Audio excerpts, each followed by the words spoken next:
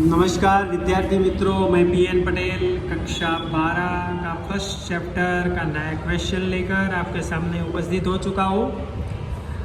आज अपना 5 नंबर का नया क्वेश्चन है बेटा। क्वेश्चन है, आकृति और आलेख बनाते समय कौन कौन सी बातें ध्यान में रखनी चाहिए।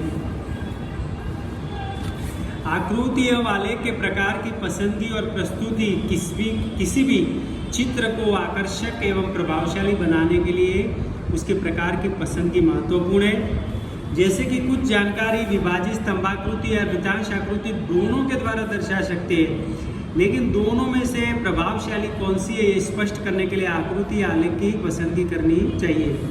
पहला पॉइंट बेटा यहाँ पर ये बता रहा है कि आलेख और आकृति की प्रस्तुति पसंदगी बहुत महत्वपूर्ण है। जैसे कि भी अपने को जानकारी हो ना, तो वृत्तांश आलेख जो गोलाकार नहीं बनाते हैं उसमें भी बता सकते हो, और जो विभाजित स्तंभाकृति 11th में आता था बेटा, आंतर स्तंभ विभाजन, याद है? ऐसे ऐसे पूरा स्तंभ लंबा खींच लेते थे, फिर ऐसे ऐसे डिवाइड करते थे।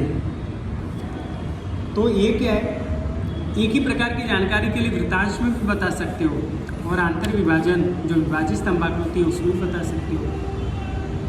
पर दोनों में से कौन सा सरल है कि जो सामने वाला व्यक्ति समझ सके, तो इसलिए आलेख की आकृति की पसंदगी महत्वपूर्ण है। समझ आया? जैसे कोई उदाहरण के तौर पे कोई विज्ञापन देने वाली कंपनी है,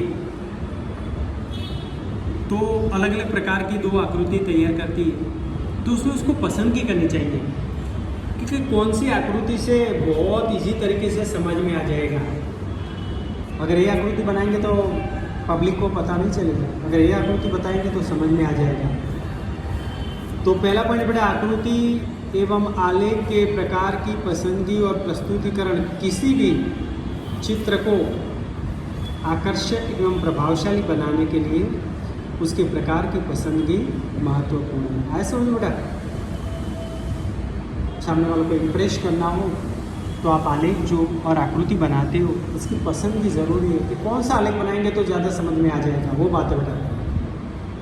जैसे एग्जाम्पल लिखा है मैंने कि कोई जानकारी ऐसी होती है कि आप वृत्तांश आलेख में भी बता सकते हो, विभाजित स्तंभालेख में भी बना सकते हो। पर वृत्तांश मेरे ख्याल से वृत्तांश के अपेक्षा विभाजित स्तंभाकृति में बहुत सरलता से समझ में आता है।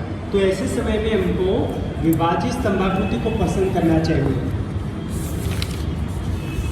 दूसरा पॉइंट है बेटा, स्पष्टता। आलेख एवं आकृति की प्रस्तुति स्पष्ट एवं स्वच्छ होनी चाहिए। विविध विभाजनों को अलग अलग रंग या शेड में दर्शाना चाहिए, जिससे प्रत्येक विभाजन द्वारा व्यक्त हुई जानकारी का विवरण दर्शाना चाहिए। स्पष्ट का मतलब क्या बेटा, कई बार कुछ बच्चे आलेख बनाते हैं तो उसमें जो जानकारी लिखते हैं वो स्पष्ट नहीं होती है। कीमत कहीं और लिखते हैं, मान कहीं और लिखते हैं, इतना रबर और पेंसिल इतना रफ यूज़ करते हैं कि कागज़ भी फट जाता है। ऐसा नहीं होना चाहिए। आलेख और आकृति स्पष्ट होना चाहिए, जो भी जानकारी लिखो एकदम स्वच्छ होनी चाहिए। आलेख बनता है वो भी स्पष्ट होना चाहिए। रंगों का उपयोग करो बेटा, शेड का उपयोग करो। जैसे आपने स्तंभ आलेख बनाया, बराबर, अब आपने पास पास का आलेख बनाया, 2 पास पास का आलेख, मालूम है बेटा ऐसे पास पास का आलेख बनाते हो। तो पहला वाला गांव का है, दूसरा वाला शहर का है, तो उसमें रंग भर सकते हैं। जो गांव के स्तंभ है उसमें रेड कलर भर दो, या कोई भी आपकी पसंद का रंग भर दो। शहर का है तो उसमें आप अपनी पसंद का कोई भी शेड रंग भर दो, अथवा शेड बनाओ। जैसे कई बार अपने देखा डॉट डॉट करते हैं या लाइनें खींचते हैं, ये शेड कहते हैं बेटा। या कई बार पूरा पेंसिल से अपने डार्क कर देते हैं। तो आलेख जब बनाते हो तो स्पष्ट बनाइए, स्वच्छ बनाइए, और उसमें आलेख में अलग अलग रंगों का उपयोग करो, अथवा जो शेड है इस शेड का उपयोग करो। आया समझ? नेक्स्ट में स्केल माप।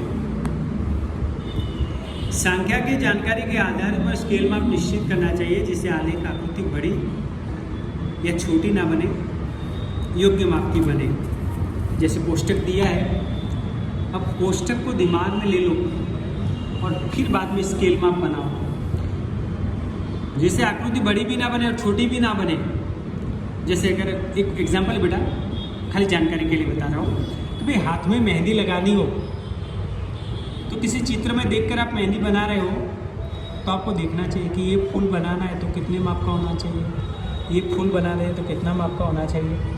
अगर दिमाग में माप निर्धारित किए बिना बना दिया तो यहाँ बनेगा, बाकी का सब छूट जाएगा। इसलिए आलेख बनाने के लिए भी जो संख्या की जानकारी दी है उसका स्केल माप निर्धारित कर लो और फिर आकृति बनाओ जिससे आकृति बड़ी भी ना बने और छोटी भी ना बने।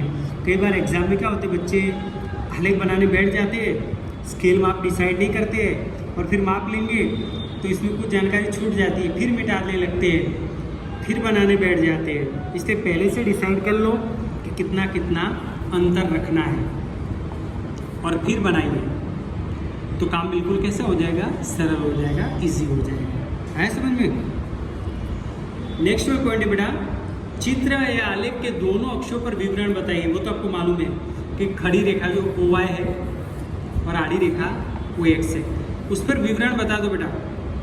विवरण का मतलब है जो समय है, समय यानी वर्ष है, महीना है, क्षेत्र है, कृषि है, उद्योग है, ये सब है, अचल पद इसे कहे जाते हैं। नाम है, जैसे कोई भारत है, पाकिस्तान है, अमेरिका है, चीन है, ये सब जानकारियों को आड़ी रेखा OX पर दर्शाओ। और जो चल राशि है उसे क्षैतिज अक्ष, क्षैतिज का मतलब है खड़ी रेखा, खड़ी रेखा पर दर्शाओ। जैसे कि गरीबी में कितनी वृद्धि हुई, बेरोजगारी में कितनी वृद्धि हुई, भाव वृद्धि कितनी हुई है, ये सब जो आंकड़ा की जानकारी होती है बेटा, चल राशि, वो खड़ी रेखा पर बताओ। नेक्स्ट पॉइंट बेटा, संख्या की जानकारी का स्रोत। अगर आपने आलेख और आकृति बनाई, वो जानकारी का अगर आप स्रोत बनाएंगे, स्रोत बताएंगे तो उसमें विश्वसनीयता बढ़ती है। जैसे मैं आपको उदाहरण बताऊँ बेटा, मैंने कोई आलेख बना दिया बोर्ड में, आंकड़े मैंने लिख दिए, पर आप क्या सोचोगे आंकड़े सही है कि गलत है, विश्वसनीयता नहीं आती है। लेकिन अगर मैं नीचे ब्रैकेट में लिखूं बेटा, आप किताब में देखना 12वीं की बुक में इकोनॉमिक्स में जहाँ जहाँ भी कोष्टक दिया है ना, उस कोष्टक के नीचे ब्रैकेट में लिखा होगा वर्ल्ड बैंक या WTO या WHO या भारतीय जनगणना संस्था, ऐसा लिखा होगा, देखना। तो अगर कोई आलेख आप बनाते हो और उसके नीचे आप लिख देते हो कि भाई ये संस्था के द्वारा जानकारी प्राप्त हुई है, आंकड़ा की जानकारी वहीं से प्राप्त हुई है, तो विश्वसनीयता बढ़ती है। जैसे मैंने बैंक से संबंधित आलेख बनाया, अब उस आलेख में मैं नीचे लिख दूं कि ये जो मैंने आंकड़ा की जानकारी बताई है वो रिजर्व बैंक ऑफ इंडिया के द्वारा दी हुई जानकारी बताई गई है, 2011 में बताई गई जानकारी, तो उसमें विश्वसनीयता बढ़ जाएगी।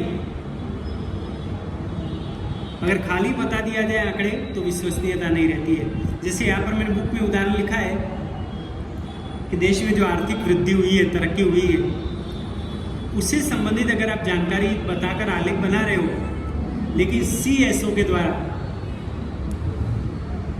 ये संस्था है सेंट्रल स्टैटिस्टिक ऑर्गेनाइजेशन, केंद्रीय सांख्यिकीय संस्था, अगर वो संस्था का मैं ब्रैकेट में नाम लिख दूं कि भाई आर्थिक वृद्धि से संबंधित जो आंकड़े हैं वो आंकड़े CSO के द्वारा दिए हुए हैं, अगर मैं ऐसा नीचे लिख देता हूँ तो विश्वसनीयता क्या होती है, बढ़ जाती है।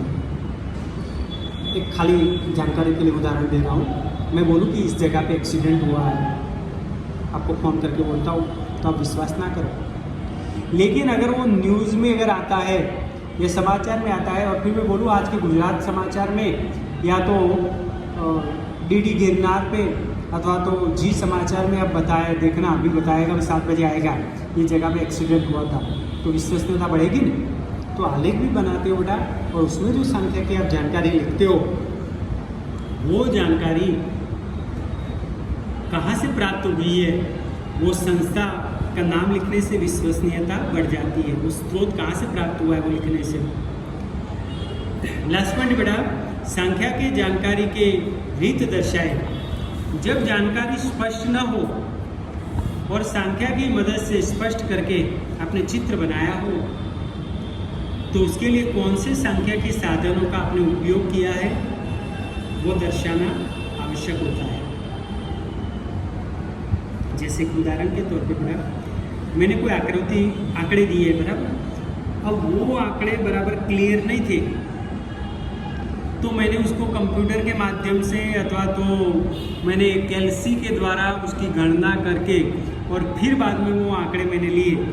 जैसे अभी नहीं मैंने आगे के उदाहरण बताया था, आप बोलो 800 है, 1000 में से 800 मार्क्स आए आपके आप बराबर।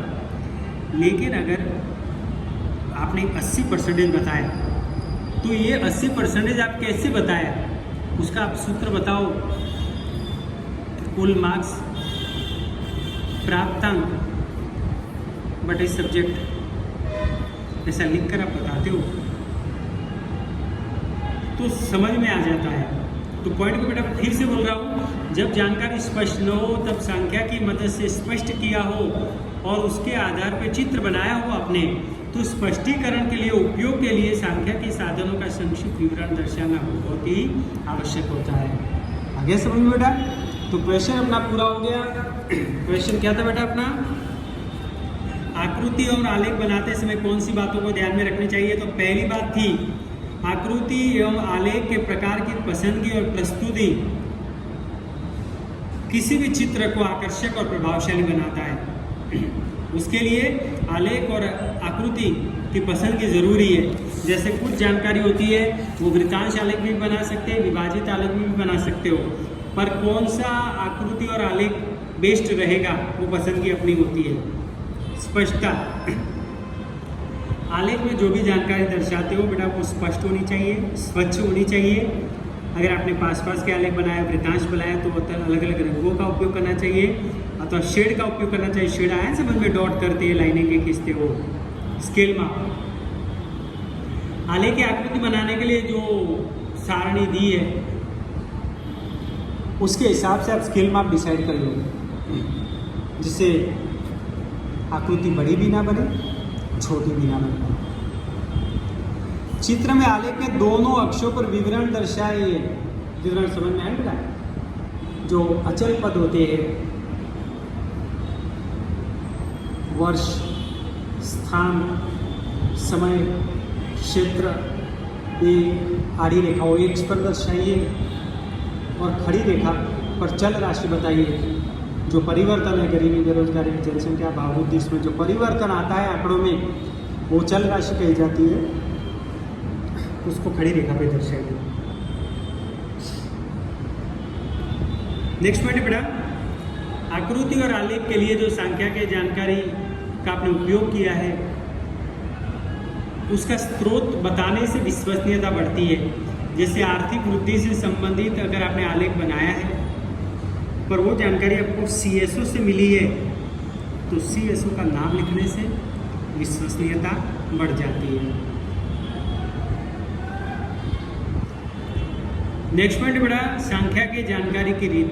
अगर मानो संख्या की जानकारी स्पष्ट ना हो लेकिन अपने किसी साधन के माध्यम से, कंप्यूटर के माध्यम से या सूत्र के द्वारा या कैलसी के द्वारा वो संख्या की जानकारी आपने स्पष्ट की हो तो उस साधन का भी संक्षिप्त विवरण दर्शाना चाहिए, जिससे सामने वाले को समझ में आए। जैसे कोई अकाउंट में कई बार क्या होता है, कोई सवाल करने के दो अलग अलग सूत्र भी होते हैं, पर आपने कौन से सूत्र का उपयोग किया है वो सूत्र लिखने से सामने वाले को समझ में आ जाता है कि भाई ये व्यक्ति ने इस सूत्र के द्वारा गिनती की है और ये बच्चे ने इस दूसरे वाले सूत्र से सवाल किया है। इसीलिए आपने जो आंकड़ा की जानकारी अस्पष्ट हो और कोई साधन के माध्यम से आपने स्पष्ट की हो तो उस साधन का संक्षिप्त विवरण भी लिखना बहुत ही ज़रूरी है। धन्यवाद बच्चों, ये क्वेश्चन कंप्लीट हो गया। नए क्वेश्चन के साथ फिर से आपके सामने उपस्थित हो जाऊंगा।